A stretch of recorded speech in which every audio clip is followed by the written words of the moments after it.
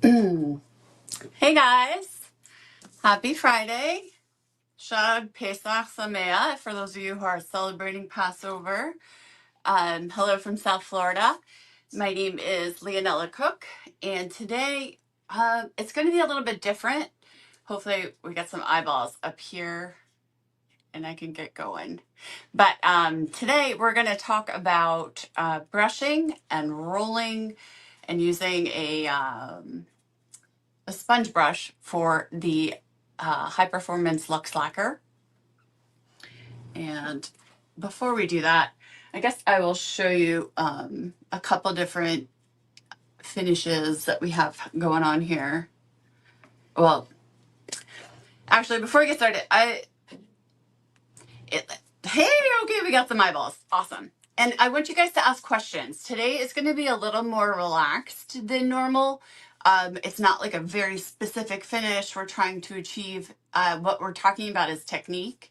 And so before all of that craziness, I am a milk painter. So for me, I love the imperfection. So it is messy and it's taking off paint, while LuxeLacquer is a very finished perfection finish. So for me, it was a giant learning curve. Now, I know some of my fellow students and some of my colleagues, I know some that will be excellent with this finish. If you have a hard time taking paint off or distressing or antiquing, then this is absolutely right up your alley. Jan, Tamara, you guys, this is a great finish. And the thing is, for me, is this type of finish is a challenge. So I always tell anybody I work with or that I'm teaching that if it's hard for you, then go ahead and make the best at it. Whatever you're worst at, make that, and you'll become a stronger painter. It doesn't matter if you painted for 30 years. This is a different kind of paint. So, but with that being said, take a deep breath. Have forgiveness for yourself, give yourself some grace, learn to love the process, and don't be painting milk paint and doing Lux at the same time. Do a series of Lux, then come back and do milk paint. Because it's like going to an English class and then sitting in a math class and you're just not in the right mindset. So let's get our mindset. Today is about perfection finish and what we need to do to achieve that perfect gloss finish. So that being said, we're going to talk about our roller. We're going to use high density roller. I'm going to show you how to do that. We're going to brush it, and we are going to use a foam brush. And if, I know some of you guys want to spray or aspire to spray. If you are going to learn, this is the best way to learn. I think if you can get this down by brushing and understanding the process, that when you get to that sprayer, it's old hat. It's super easy because you're comfortable with the paint. You're comfortable with the process. And brushing is by far harder than spraying, So if you get this technique down, and it's going to take practice, I'm not going to lie.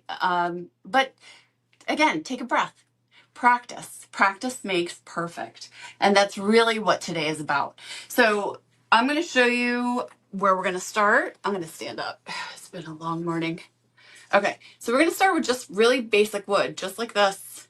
And then we're going to move to, I've done some pre-prep. So here's one that has one coat of the primer. And then here is 2 coats of primer. And these are all brushed. So those are brushed. And then I'm going to show you the difference between a brushed coat and that's rolled and tipped off with a foam brush. And I'll talk about tipping too. And then I'm going to show you the final product in 2 different. So this is a box I did that you guys saw in the promo. I took it apart. So this is a brushed final. And it's still, and it's only 1 coat. That's the kicker. 1 coat of primer in here. Now this is the top. This is 2 coats of primer. This is rolled. This is tipped with a sponge brush. Okay? Do you see it's such a difference, night and day difference of what 2 coats of primer, I know you guys are going to kill me. 2 coats of primer really does to your finish. So that being said, we're going to talk about paint right now. Well, first, we should start with primer. Let's start with primer in the beginning. But make sure if you guys have any questions, again, be sure to ask them. But before we get into the primer, let's talk about what you need to brush and do a really adequate job to really make your brushing successful.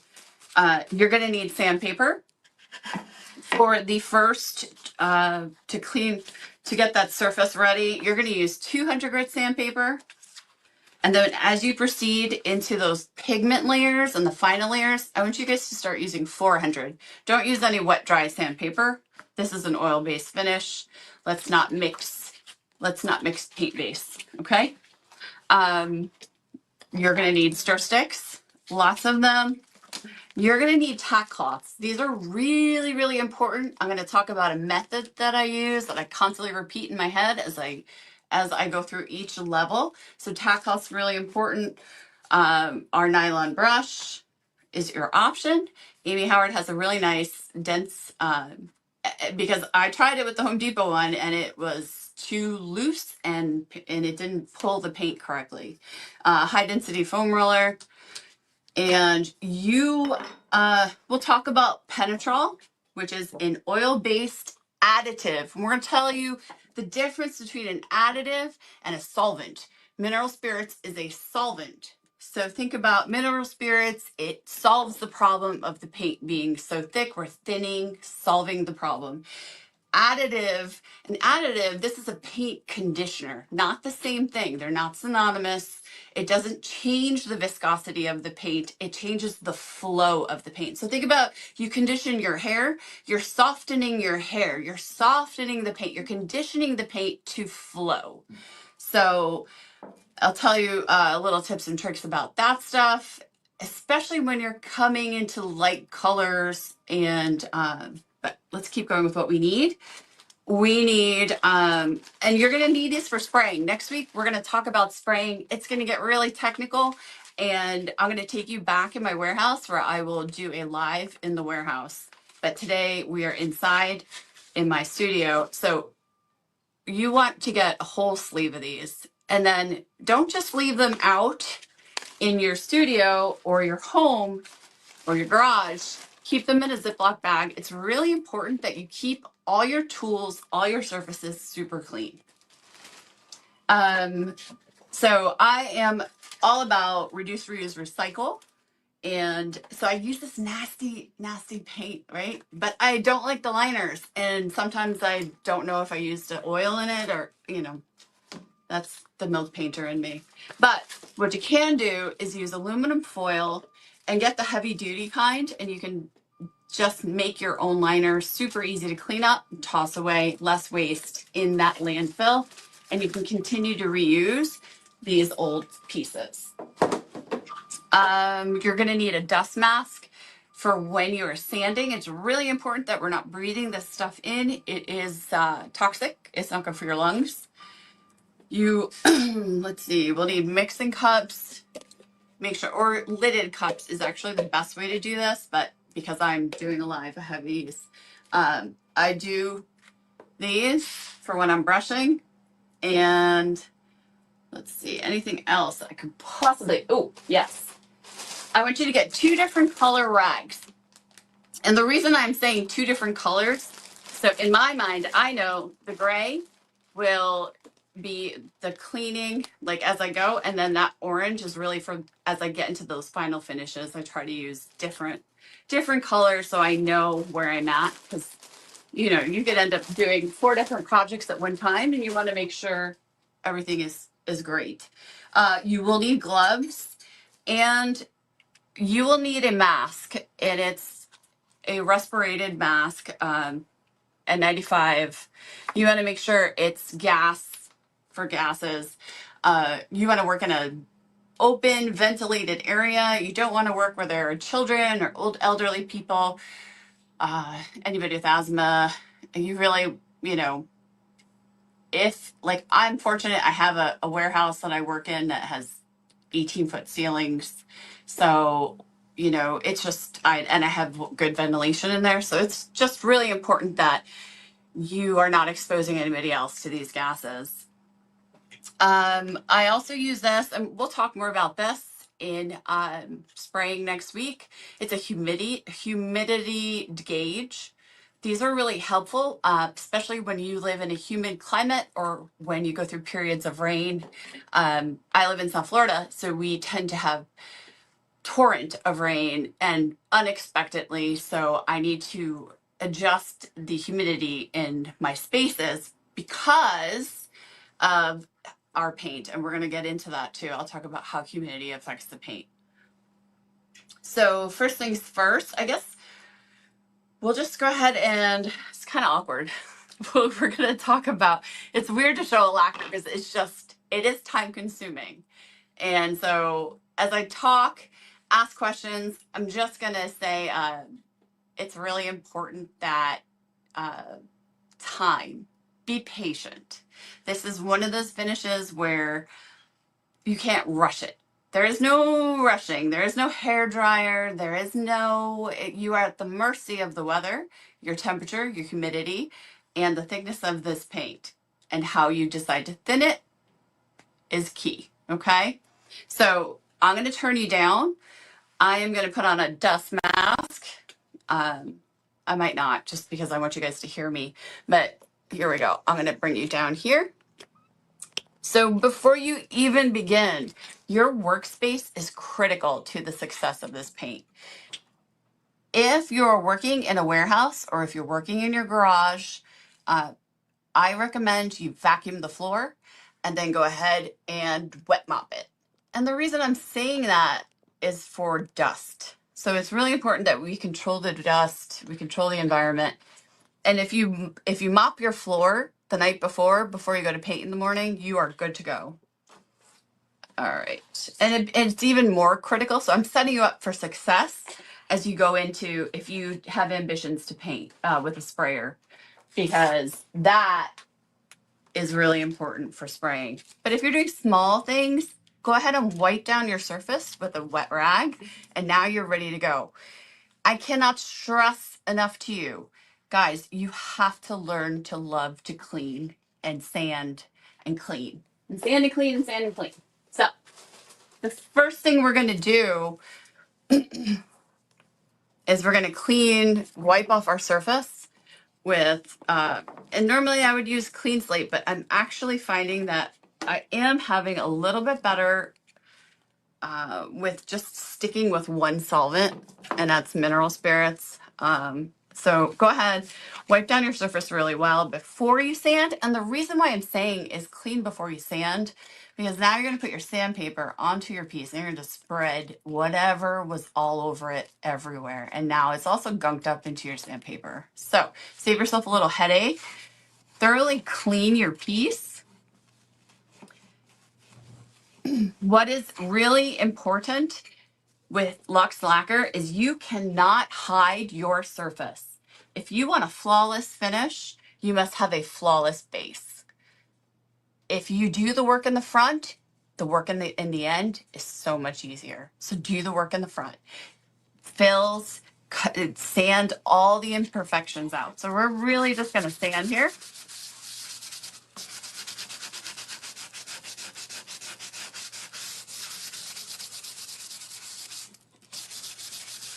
This paint doesn't hide. It looks thick. It looks thick. It looks like you could hide imperfections. You cannot. Gloss paint will show every single little thing. So I had to get really disciplined about this. And it's just, it's a skill set that's really important. And I think it will actually improve in your other styles and techniques in painting, that you really focus on cleaning, sanding, and don't be shy about it. I mean, you know, this is a sample board, but this would not be okay. So like really getting that down, sanding, sanding, sanding.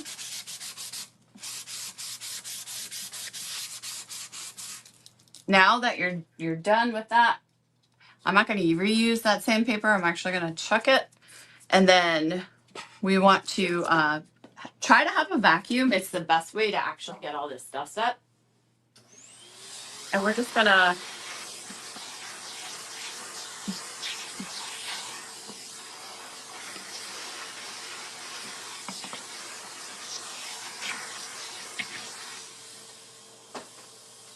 if your piece has really carved pieces, maybe some compressed air is good to do, but otherwise really vacuuming.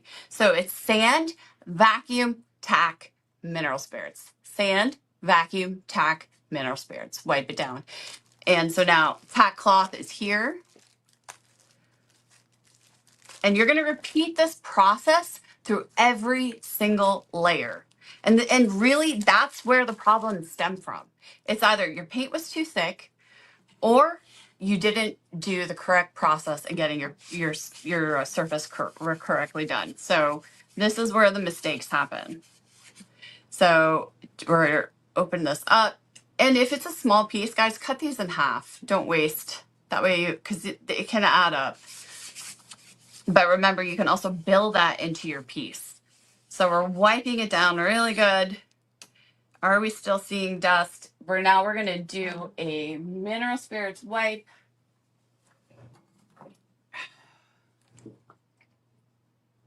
We're going to wipe it down with mineral spirits.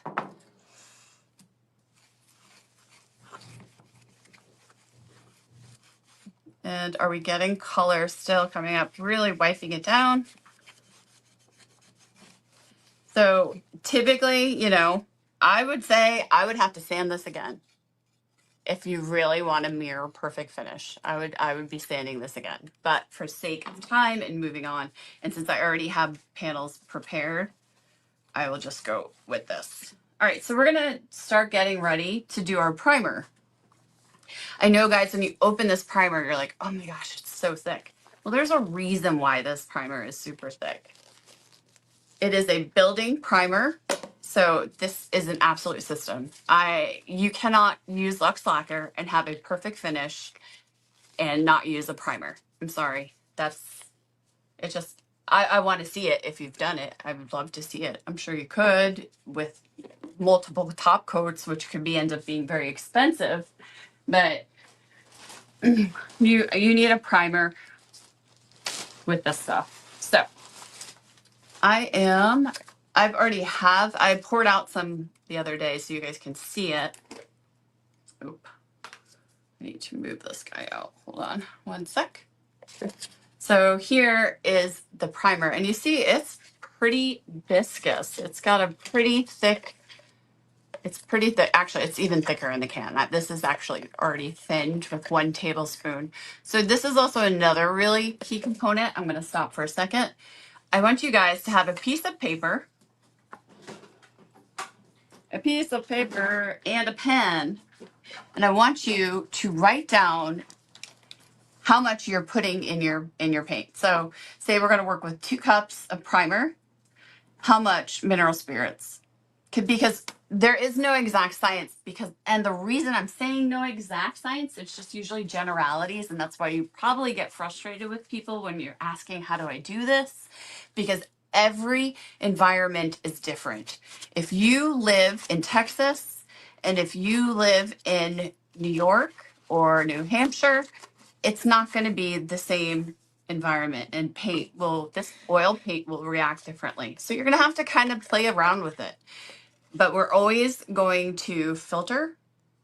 This removes any, especially as you get into those top layers, guys, filter, filter, filter. Every single layer, you must filter your paint, because that's where all those surfactants, either from your brush or from the air, get into your paint, and you get frustrated because you see nibs, and that is all just dust, essentially. So we're letting that paint strain. Now, when you're for the primer, I say use Penetrol. I say use mineral spirits. The only time, this is a tip, is when you are doing white or light colored paints, you want to kind of refrain a little bit from the penetrol because it will yellow the paint, especially if you're working with white or like a baby blue. Ask me how I know. I did a dresser that just didn't, and I had to redo it. So we're going to do one half with I'm going to show you this one half with this brush and then the other half with the roller. And then you could see the difference. Or, okay, yeah. So I thinned, we are at about, this was, I'm trying to see where the paint is. This I had at 1 cup last night, and I thinned it with 2 tablespoons of mineral spirits. And now here's the thing about mineral spirits, it's a solvent. So solvents evaporate in the air over time, while your penetrol does not. It's an additive, so it doesn't evaporate. So we have to be mindful that if this is now the second day you're working with this primer or the third, that you might have to rethin it too. So what we're looking for is you're starting from one end and you're going to pull across. And what you want is you really want that full coverage. You don't, and the least amount of times that you can touch this paint, the better. It doesn't like to be touched a ton.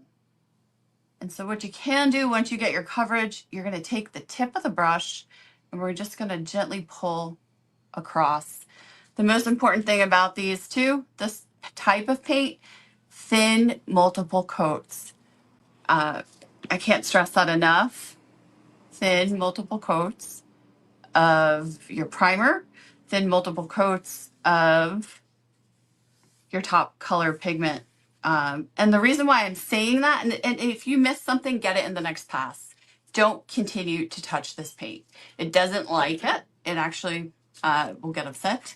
And you can tip too with a foam, and I'm going to show you how to do that with the foam roller. So as you can see, there is some roping in that. So for me, I'm thinking I would adjust the penetrol quantity in this, because I when you start to see roping, that's when you want to add the paint conditioner. If you've already maximized how much mineral spirits you've put in, then you can add in your penetrol afterwards. And when you're mixing these paints, when you add in, you want to mix for a minimum of 3 minutes with mineral spirits and a minimum of 3 minutes with your penetrol to make sure everything is fully incorporated. So now I'm going to set up a roller. We're going to do the other side with a roller. Guys, I'm sorry it's going to go long today, but I really want to make sure that you guys feel comfortable with this and we're not rushing.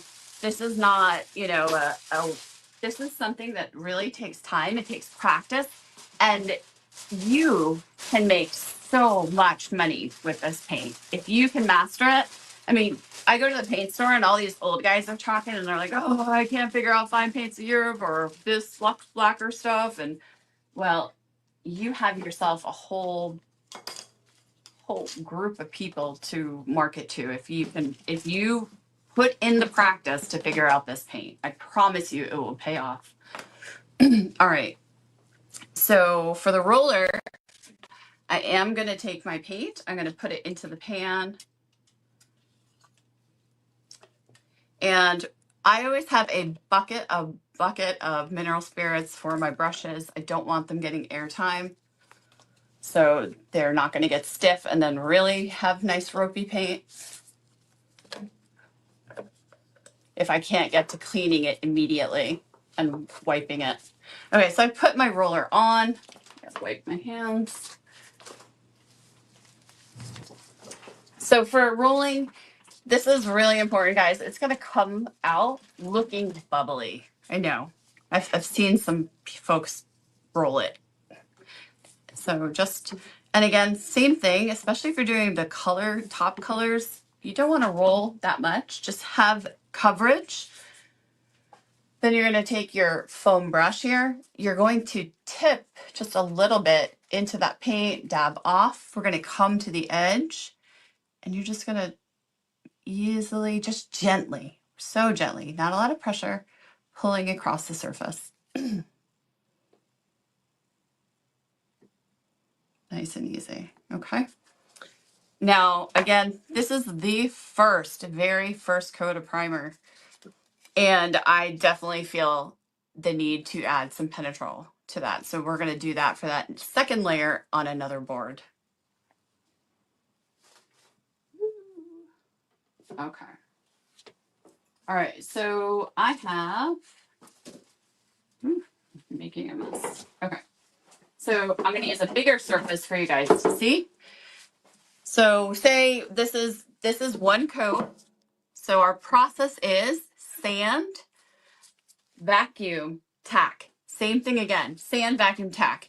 Now, if you're sanding and you're vacuuming, do not have your open paint. It's all going to be contaminated. So move your paint out of the way, move the area. Don't be in the same space.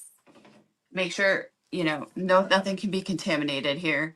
And so again, we got to sand, vacuum, tack. I mean, it's just really that process of being consistent. And I suggest 2 coats of primer. Okay. And now going across your surface.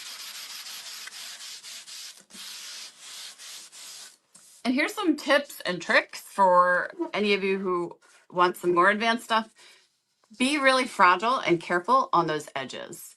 You want to go really gentle. It's hard to build up a finish when you have already exposed your edge. So really focusing on that nice flat surface and then being really ginger and gentle around those edges because you don't want to lose too much paint. It's hard to build up at the edge.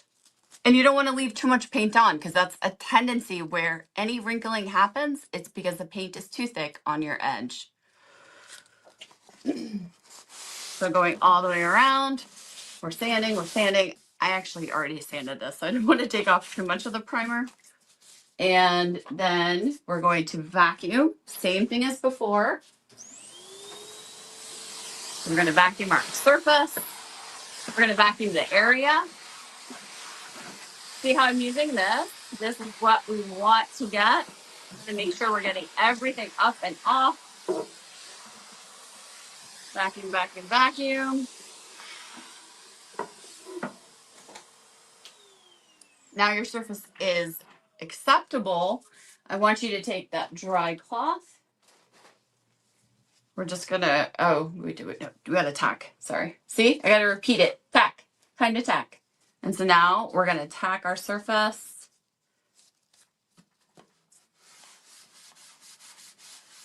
Let's see if we got anything off. Nope. And you're really looking at your tack cloth, especially as you get into pigment colors, really good practice. What's coming off on this tack cloth? If there is coming off, definitely we're still gonna wipe down with mineral spirits in between each layer. Here we are. We're still in the primer phase, so I'm still using my blue, or my gray, sorry, colorblind. And really cleaning off any surfactants that could wrinkle up that primer. And I want you to see the difference of this. See how pretty? And I'm happy. This is a pine box, guys. So getting really happy with the way that's already coming out. I'm going to go ahead and roll these. And so less is more with this paint, guys. So let's see if I can thin my layer and not use as much paint than having to add any additive, because you really don't want to add anything too much to it.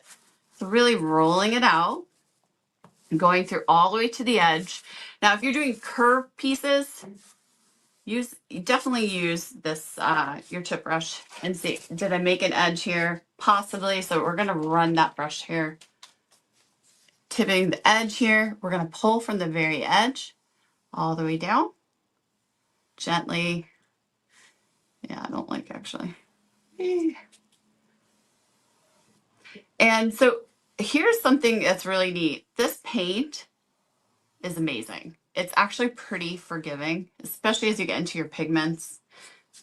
And so that's going to be your second coat of primer. You're going to come back, move this to the side, and dry times for this, guys. The primer dries a little bit faster than those clear colors, and the more you add into this paint, the longer it's going to take for your paint to dry. It's an extender, it's a conditioner. It will extend the paint dry time.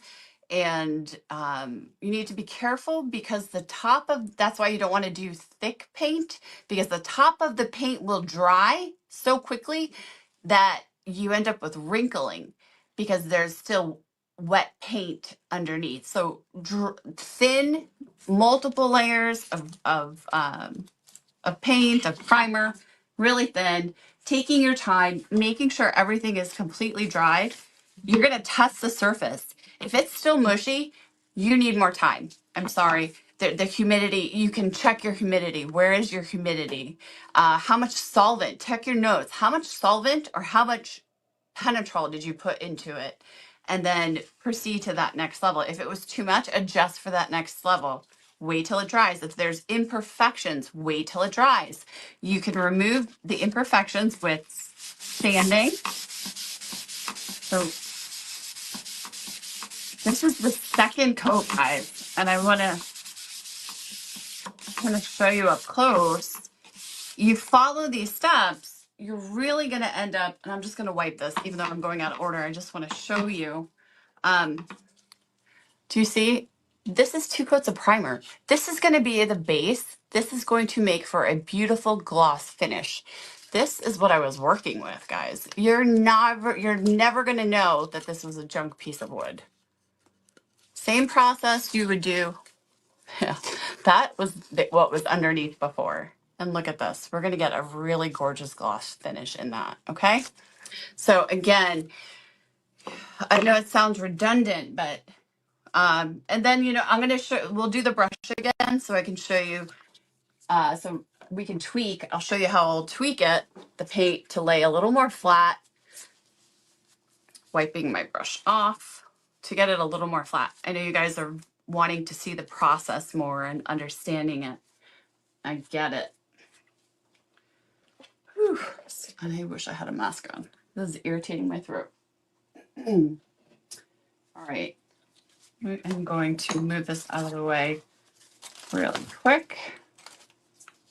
Sorry, it's very messy. You want to make, then this is really important, and it makes cleanup so much easier with an oil paint that you are clean as you go. So I hate it because I am like a milk painter and it's very frustrating, but it's also really great because it makes me more disciplined. And I need discipline sometimes. Okay, so I'm just going to go over with this sample base so you guys can see. Again, I want you to pay attention to what you're adding. So now we're roughly at a 1/2 cup of paint. I wouldn't add any more than like 1/4 teaspoon. And you just start small because you can't go back, obviously. So we're just going to pour. I'm just going to add a little bit in. And do you see how it reacts with the paint immediately? So here's my stir sticks. We have to mix. We are going to mix. And you're going to notice the consistency of the paint changes. It's silkier, it's smoother. It doesn't change the viscosity, but it changes the actual characteristics of the paint, the flowability of the paint. And you know, as we talk next week about spraying, it also adds more VOC. And that is why these paints are so thick. You can't, and why the recommendations are usually so low.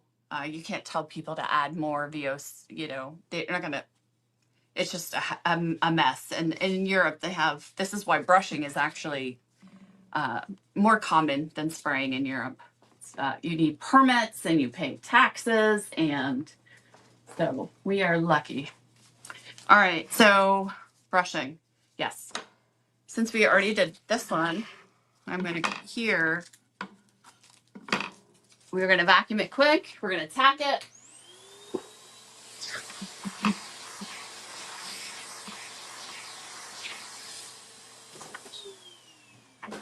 And then we tack, remember? Sand, vacuum, tack, mineral spirits. That order, guys. Write it down, memorize it, repeat.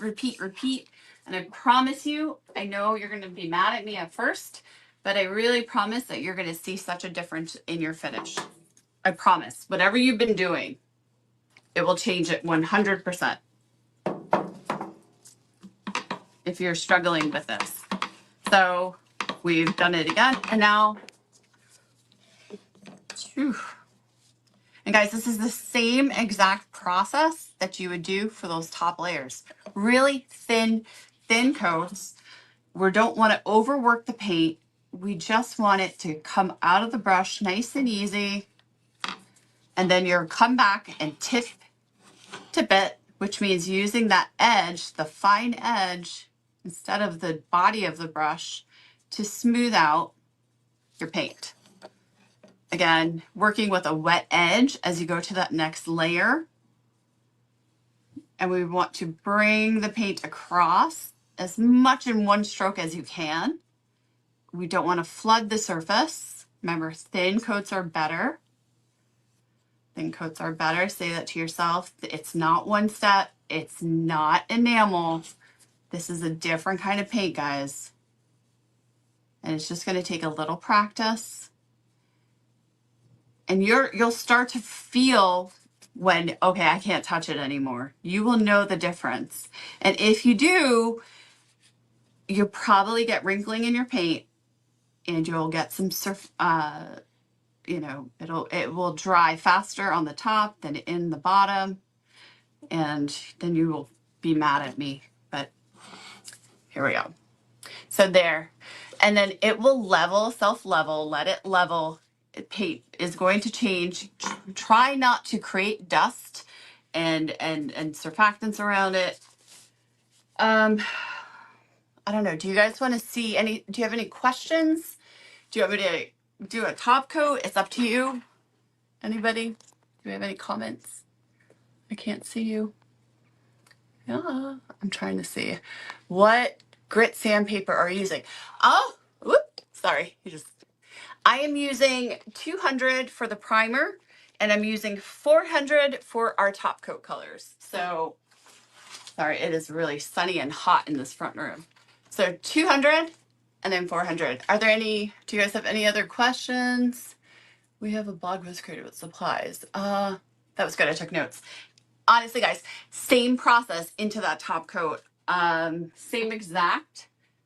And I will show you the difference between it again. So here's your difference. I know I showed it in the beginning. This is 2 coats of primer, sanded.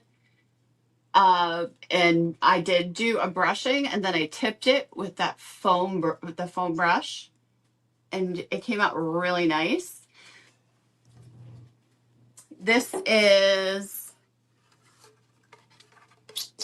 I just got it dirty.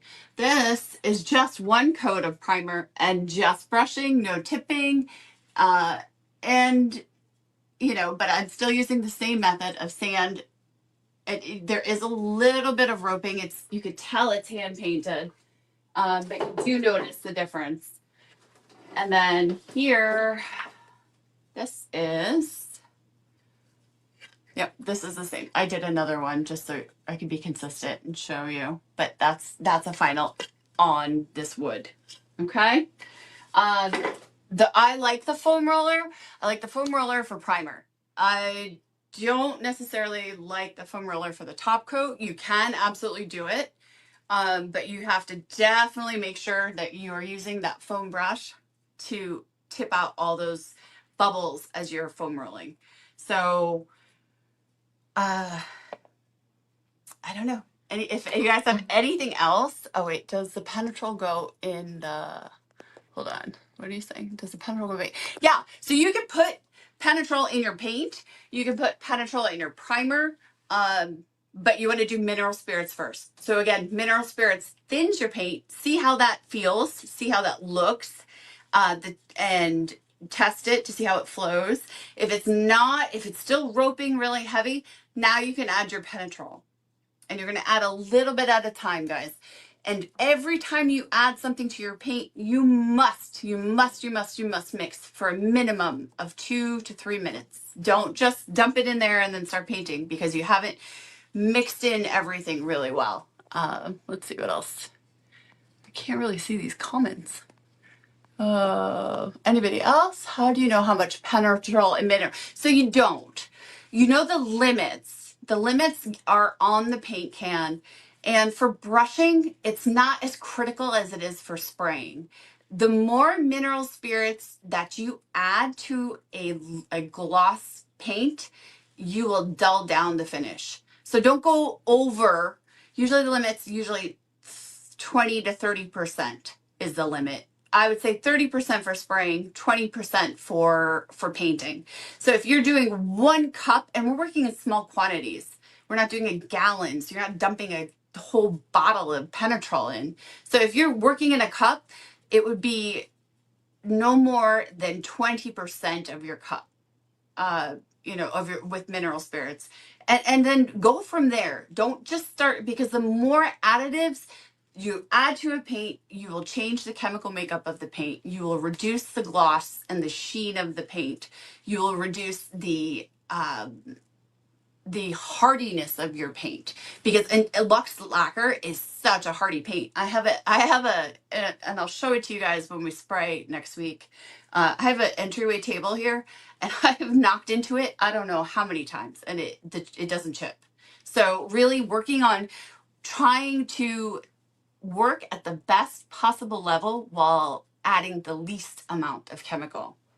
So, and it's going to take playing and taking notes, and it's fun, guys. Don't be afraid to sand. You know what? If you get to this point, and this is totally going to happen right here for me. I'm not happy with this.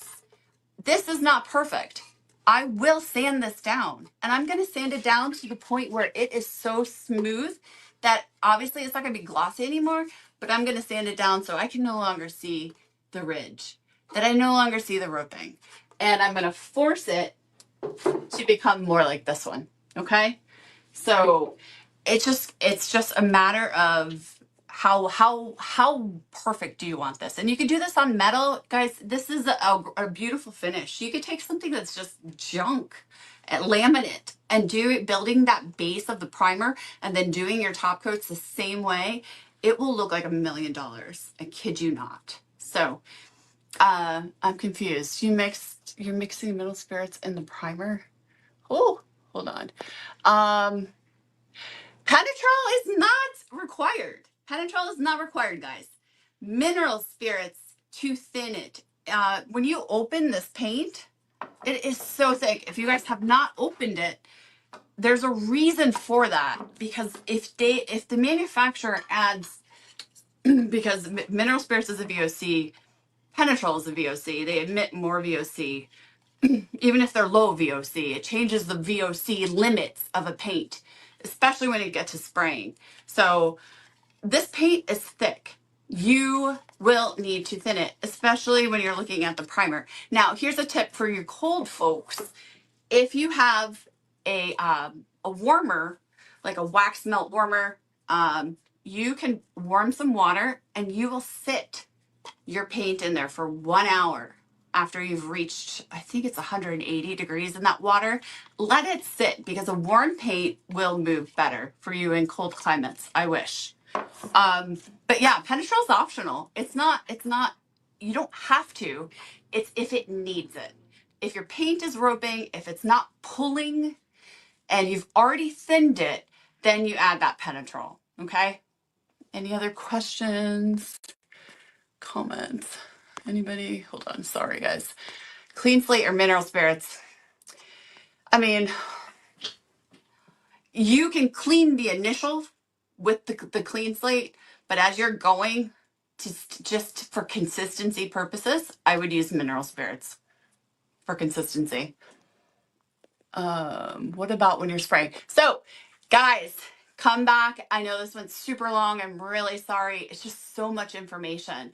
I was going to do the spraying and the brushing in one day, but we're actually going to do spraying next week. I will take you to inside my warehouse. I will show you my system, my setup, and I will actually spray a piece with you live, and you can watch me do it. And it will be the same thing. You guys can ask questions. I will just actually, because now you know all of this information, now we're going to take this information and your knowledge, what you learned here, and now we're going to translate it into spraying. So this is the fundamentals. This is understanding the paint. This is understanding the process and what it requires to get to that perfection level. And now I'm going to take you from here and I'm going to take you out there and I'm going to show you how to apply that in with a sprayer. Okay, guys? And I'm going to do 3 different sprayers. One is a Cadillac, one is a smart car, one or Ford Fiesta, and one is like whatever your dad gave you from the 1980s. So it'll be cool. I really look forward to you guys. I hope if you have any questions, please feel free to ask them below. There will be a blog on this. There is some video. It's just really hard as these levels, but dry time is critical. Cleanliness is critical. Cleaning, layering that paint. You got this. You got this. So get pumped, make a ton of money. And I love you guys. I'll see you next week. Mwah. Ciao.